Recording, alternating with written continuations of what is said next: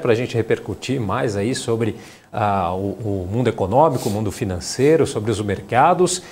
Já está aqui com a gente o Vitor Souza, né, que é analista da Genial e que participa aqui do nosso estoque de hoje. Olá, Vitor, tudo bem? Uma ótima tarde para você. Tudo bom, boa tarde. Espero poder ajudar aí no que puder. Valeu, obrigado. Com certeza, vamos lá. Bom, a gente tem acompanhado aí, né, o preço do petróleo que vem operando em alta nessa semana. A cotação aí do barril do tipo Brent, por exemplo, chegou a ser negociado aí acima dos $120, né, após ter subido aí 6% já na semana passada. Eu queria que você analisasse um pouquinho então para a gente os motivos dessa valorização aí dos últimos dias. Tá, dos últimos dias, já que você foi bem enfático em relação ao timeline, aparentemente o preço tem caminhado em linha com as discussões relacionadas às sanções que a Europa quer fazer com a produção russa, né? Então ontem, aparentemente, os líderes europeus chegaram a um consenso de sancionar aí pelo menos 2/3 da produção russa até o fim do ano. Assim, é bem importante falar isso, porque isso quer dizer que hoje, nesse exato momento em que eu converso com você, aparentemente a produção não está sendo sancionada nessa magnitude que está sendo proposta, mas que até o fim do ano isso deve caminhar. Então, à medida que a Rússia é um dos principais produtores do mundo, se você sanciona essa produção, ora, você vai ter que comprar de algum outro lugar.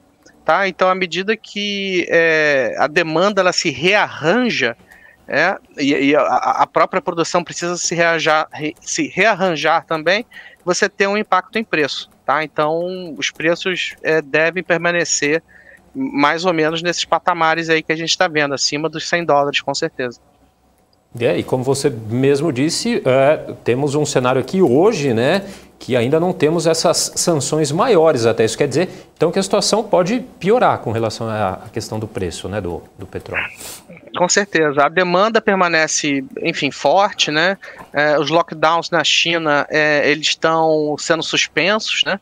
Então, a China é um país bem populoso, então, à medida que as pessoas voltam à vida normal, volta o consumo de petróleo, combustível, transporte, essas coisas. Então, uma boa parte da demanda, ela deve voltar, né? Uma demanda que estava fora, digamos assim. Então, também tem a questão do petróleo ele estar nesses níveis, mesmo com o trabalho recente dos Estados Unidos do uso das suas reservas estratégicas. Então, à medida que as reservas estratégicas são utilizadas, em algum momento elas vão precisar ser repostas. Então, isso aí também traz pressão ao preço do petróleo. Então, assim, é difícil a gente observar alguma luz no fim do túnel para preço de petróleo, né? Com esse cenário, pelo menos a curto prazo. Acho que o que teria que acontecer é o que os especialistas chamam de destruição da demanda, né? Que é quando existe, enfim, algum evento, alguma coisa que eventualmente as pessoas parem de demandar petróleo, né? Seja porque ele está muito caro, seja porque houve uma quebra na expectativa do crescimento econômico. Então, acho que a leitura tem sido mais ou menos essa. Aí fica essa dúvida, né? Se o petróleo vai cair, se essa destruição da demanda vai ocorrer via bancos centrais, com aumento das taxas de juros, né? Porque a inflação tem sido um problema muito antes do próprio petróleo, né? Assim, ali no pós-pandemia. Então, eu acho que assim, acho que o mundo está numa situação bem complicada, né? Eu acho que essa questão da guerra é um tempero que a gente definitivamente não precisava. Você citou aí esse alívio. A não ser que você venda petróleo, claro. Você citou aí o alívio aí nas restrições aí da China, né, após os lockdowns, né, e para conter aí nessa nova onda de Covid, né, que derrubou aí também a atividade econômica do país. O principal porto de Xangai, ele anunciou aí que vai retomar as operações já a partir de junho. E as autoridades de Pequim afirmaram aí que o surto de coronavírus está sob controle. Há espaço, então, para novas altas? Pois é, você tem a demanda das pessoas, né, da população, que vai para o trabalho, que sai de casa e etc. Mas uma outra fonte de consumo muito importante é o transporte. né? E quando eu falo transporte, eu estou me referindo aqui a aviões e navios cargueiros, né? Tem um fluxo de notícias recentes aí, estava mostrando que os portos ali na China estavam engarrafados, né? Assim, para usar uma expressão mais corriqueira, mais colonial, eles estavam ali passando por um problema de uma série de navios estarem tendo problemas para, enfim, pegar suas mercadorias. Então, sim, respondendo a sua pergunta, à medida que as coisas voltam ao normal, as exportações chinesas, elas vão sim demandar mais petróleo, tá? Então, assim, você tem esses três frontes aí, né? Que é a população usando seus carros, etc. Aviões, né? À medida que as pessoas comecem a viajar, seja por turismo ou a trabalho, e a questão dos navios, né? E isso tudo é muito relevante porque a China é muito grande, né? Então, assim, sempre que você fala de China, é tudo muito gigantesco. Então, é mais ou menos isso que está acontecendo, né? Traz uma demanda adicional aí de, com certeza, alguns milhões de barris por dia, em termos de consumo. Certo. E é mais pressão no preço do petróleo. Pois é. A gente vê também, como você falou, a China é um país de dimensões aí gigantesca, né? As exportações marítimas aí do petróleo, se você pega de um ponto ali, você percebe que acabam aí até fluindo aí de uma maneira inabalável aí, enquanto a gente acompanha a União Europeia aí buscando acordos aí de sanções, né, de soluções aí, e o fato de a Europa evitar aí os suprimentos do país forçam os barris aí a percorrerem rotas mais longas, né, para compradores da Ásia, né? Então essa crise aí na Europa pode influenciar também ainda mais aí nas cotações do petróleo, né? Com certeza. Legal. Agora, também aí com o petróleo aí nos níveis de $120, né, para entrega em julho e se aproximando aí dos $117 no vencimento de agosto, a segunda foi um complicado dia, né, para o novo presidente da Petrobras e também do novo ministro de Minas e Energia. Consequentemente, também foi complicado para os produtores de etanol. Como é que você analisa então esse cenário? É um cenário bem ruim. Tá? Não deveria ser, mas é um cenário bem ruim. Por quê? Quando o preço do petróleo sobe demais, no caso específico da Petrobras, é algo complicado, né? Porque a Petrobras ela vai além de uma produtora de petróleo, né? Sempre que o preço do petróleo sobe, a Petrobras precisa fazer os seus reajustes para que o fluxo de caixa dela não seja afetado. À medida que ela não faz esses reajustes, o impacto, é bem importante que até a mídia entenda isso, o impacto ele vai muito além do dividendo do acionista ou do lucro da empresa. Ele diz respeito à estrutura produtiva do setor energético brasileiro. Você citou a turma do álcool, né? A turma dos sucroalcooleiros. Sim, eles têm problema com isso sempre que existe ali alguma espécie de subsídio ou retenção de preço no combustível, o seu produto ele perde atratividade relativa. Tá? E uma outra variável também, isso também já está na mídia, é a questão do diesel. Tá? A questão do óleo diesel, ele está passando por problemas lá na própria Europa, e à medida que a Petrobras ela passa a conter aí os preços, os importadores brasileiros eles têm dificuldade em importar o produto e revender o produto aqui dentro do Brasil. Então, assim, uma das coisas que quando você se torna aí um analista de energia que você aprende é que a energia mais cara que existe é aquela que não existe. Então, à medida que você não tem o diesel para comprar, esse é o pior dos cenários. Então, se eu não me engano, a própria Petrobras mandou um ofício para o Ministério de Minas e Energia, comentando que os estoques de diesel eles estão limitados. Então, sim, é um problema bem complicado, tá? Inclusive, saiu uma matéria hoje comentando sobre uma matéria, acho que do Valor Econômico, no Estadão, não me recordo bem, falando sobre o posicionamento do presidente da Câmara, o Arthur Lira, comentando sobre a possibilidade de se criar um subsídio, né, para os combustíveis. acho que praticamente, eu não vou dizer que todos os países do mundo estão fazendo isso, mas assim, teve ali as decisões recentes ali da Inglaterra de sobretaxar as empresas de petróleo e coisas do tipo. Então, assim, à medida que você não usa o caixa da Petrobras para fazer política pública, você usa o caixa do executivo, porque afinal de contas, quem faz política pública é o executivo. Eu acho até que é uma espécie de final feliz aqui, com muitas aspas, tá? Só para deixar bem claro, para o acionista da Petrobras, porque, enfim, é chato assim a demora, né, que toma sobre essas questões, tá? Foi mencionado também que o subsídio ele viria ali, seria localizado, tá? O que é bom também, porque o subsídio dos governos anteriores ele era direto na bomba. E era um subsídio bem ruim, porque, na média, quem consome mais combustível em termos per capita são as pessoas mais ricas, né? Aquelas famílias que têm 2 carros e etc. Então, você acabava subsidiando aquele que era mais rico, em termos per capita. Então, à medida que você faz um subsídio localizado, para o taxista, para o motorista de aplicativo, enfim, para a pessoa que anda de ônibus, ele fica mais eficiente, né? Você acaba cobrindo as pessoas mais pobres e, mais uma vez, não afeta o caixa da empresa, da Petrobras. A Petrobras tem que gastar dinheiro com exploração e produção, e não com política pública. E aí, de que forma, né? A gente tem esse assunto, acho que é o principal assunto na pauta nas últimas semanas, nos últimos meses. Como você mesmo disse, uma situação que não deve ser definida aí a um curto prazo, essa questão do petróleo e aí a questão da Petrobras, né? Como se não bastasse os problemas externos, a gente tem os problemas internos aqui envolvendo a Petrobras.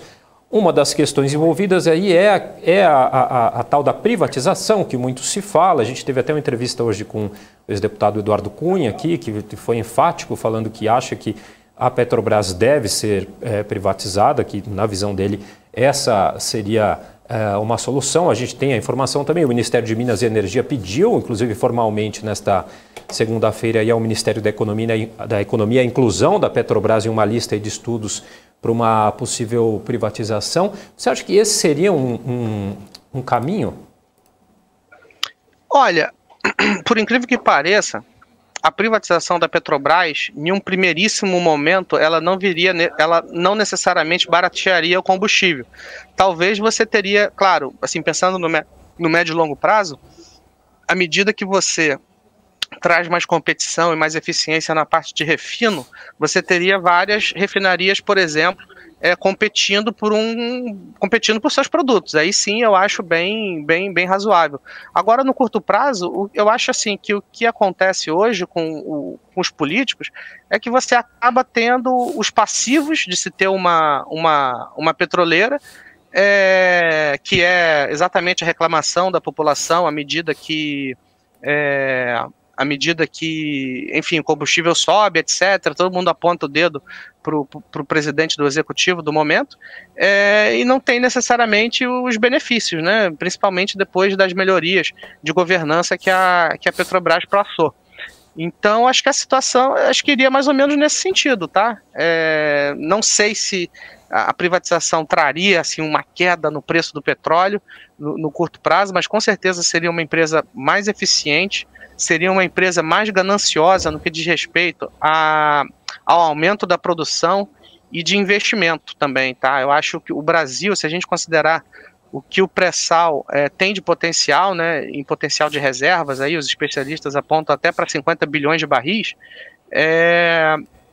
uma Petrobras privatizada, ela teria mais ganas, né, em explorar esse potencial, né? Até porque a transição energética ela não acabou. Tá? E eventualmente em 30 anos o petróleo pode ser uma commodity ultrapassada, né?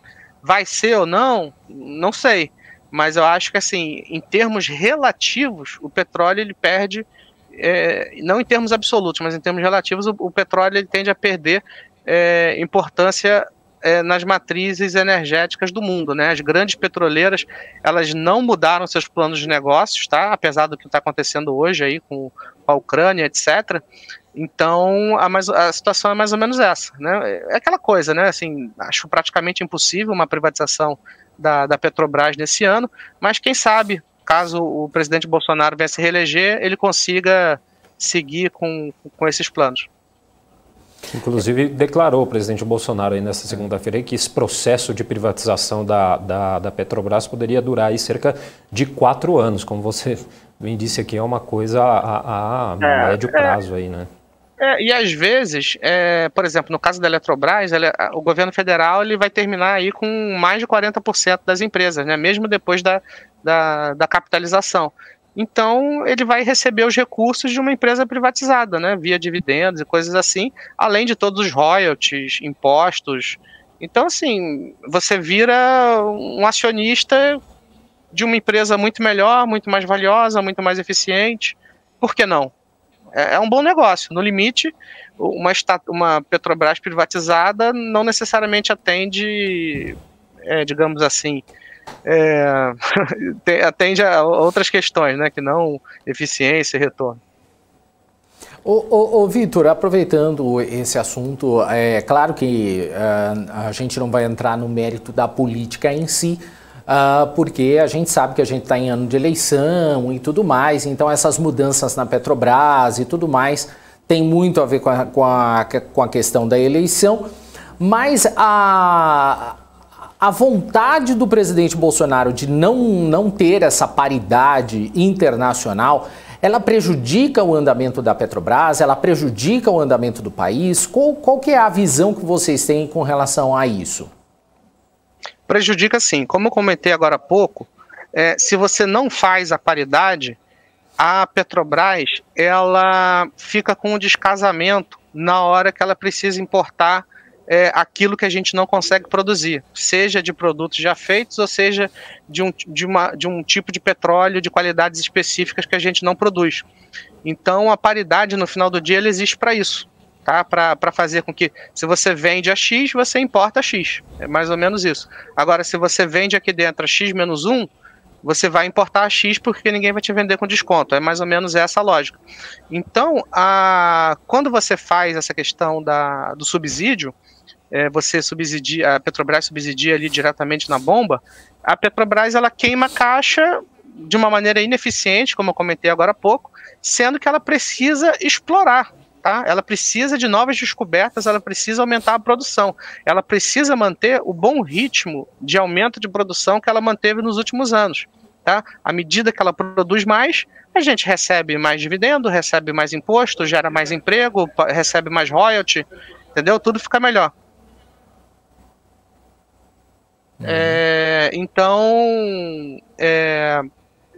Então, é mais ou menos isso. A questão da paridade, ela serve para isso. Porque, então, por exemplo, a Petrobras, hoje, ela está produzindo, acho que 3 milhões de barris por dia. Se você multiplica isso aí por 365, dá mais ou menos 1 bilhão de barris que são tirados debaixo da terra por ano. Hoje, as reservas da Petrobras, as reservas provadas, tá? Que é aquela com maior grau de certeza, fica na casa dos 9 bilhões e pouco. Então, ela precisa encontrar mais petróleo do que ela produz, para que, com o passar dos anos, ela tenha mais reserva do que aquilo que ela consegue produzir. Tá? Então, para que isso aconteça, ela precisa gastar dinheiro com exploração. Você gera um círculo virtuoso. Se você um ciclo virtuoso de produção, investimento em exploração, descoberta de novas reservas, e à medida que você descobre novas reservas, você aumenta a produção. Quando a paridade ela é retirada, como foi no passado, a empresa ela começa a gastar dinheiro com subsídio, o endividamento aumenta, a empresa não consegue, ela entra num ciclo vicioso. Ela não tem dinheiro para investir e não consegue explorar, não consegue produzir. Então, assim, num exemplo bem extremo, mas bem extremo mesmo, só para deixar claro, foi o caso da Venezuela, né? Ela chegou a produzir 3 milhões de barris, se eu não me engano, a gasolina mais barata do mundo está na Venezuela, mas ela é uma gasolina extremamente subsidiada, a tal ponto que hoje, aquilo que antes era uma produção de 3 milhões de barris, hoje está em 500 e tantos mil barris por dia. Então foi uma empresa num país que está montado em cima da maior reserva de petróleo do mundo e que, enfim, perdeu essa janela de oportunidade aí, né? É uma indústria que praticamente foi destruída. Então, assim, claro, estou usando um exemplo bem exagerado, só para deixar claro. Então, a questão da paridade de preço diz mais ou menos respeito a isso. Uhum. E voltando também que quem faz política pública é o executivo. O executivo que faz política pública. A Petrobras, ela faz, né, entre aspas, ela faz petróleo. Ela tem que explorar e produzir petróleo. Quem faz política pública, Bolsa Família, universidade, transferência de renda, é o executivo, né? Executivo, com a ajuda do legislativo e com a ajuda do judiciário. Tá? Petrobras é produção de petróleo, ponto. Pelo menos essa é a minha opinião. Perfeito. Ô Vitor, tem uma pergunta aqui no chat do L Júnior. Ele pergunta o seguinte: qual a lógica de você privatizar a Petrobras e baratear combustíveis? Foi mais ou menos aquela que eu expliquei agora cedo, né? Eu acho que a lógica está mais relacionada, acho que assim, num efeito assim ultra rápido e imediato, não necessariamente aconteceria um barateamento imediato e automático do preço do combustível. Eu acho assim, no médio e longo prazo, à medida que a Petrobras começa a produzir mais petróleo, a Petrobras, ela produz, o Brasil, se não me engano, produz 3 ponto alguma coisa milhões de barris por dia. Tá? Se a gente está falando do pré-sal com uma reserva de 50, 60 bilhões de barris potencial, para o Brasil estar produzindo 5, 6, 7, 8, 10 milhões de barris por dia. Tá? E o Brasil tem esse potencial, mas para isso precisa fazer os leilões e precisa explorar. À medida que você explora e você tem descoberta, você aumenta a produção, você tende a pressionar o preço do petróleo, né? Assim, em termos globais. E para além disso, numa segunda derivada, você tem a questão do refino. Hoje em dia quase não existe refino privado, exatamente por causa dessa dúvida da paridade. Tá? Porque uma refinaria privada, ela vai comprar o petróleo a preço de mercado.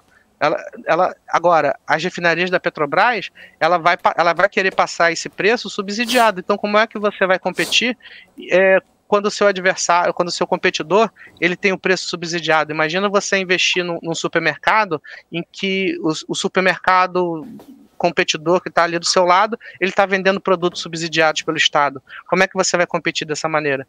Então, esse é um dos problemas de não conseguir se investir em refino no Brasil. As políticas do PPI, né, das paridades de preços internacionais, elas não são respeitadas, então as pessoas tendem a não investir na parte de refino. Aí também tem o sofrimento dos importadores com o diesel, como eu comentei agora há pouco. Você tem o sofrimento da turma que produz álcool, né, das canas-de-açúcar, etc. Porque quando o governo subsidia o combustível, o produto deles perde atratividade relativa. Então é mais ou menos isso. Eu acho que a privatização ela viria a reduzir o preço ali, eu acho que mais no médio e longo prazo do que seria um clique, né? Assim, uma coisa assim imediata e instantânea, como redução de preço de petróleo. E uma empresa mais produtiva, mais lucrativa, ela paga mais imposto, paga mais royalty, paga mais tudo, e o executivo teria mais caixa para fazer política pública, se for o caso, para subsidiar combustível, como muitos governos estão fazendo ao redor do mundo. Perfeito. Vitor, gostaria de agradecer, então, sua participação aqui no BMC Stock. Valeu, muito obrigado e até a próxima. Muito obrigado, Vitor.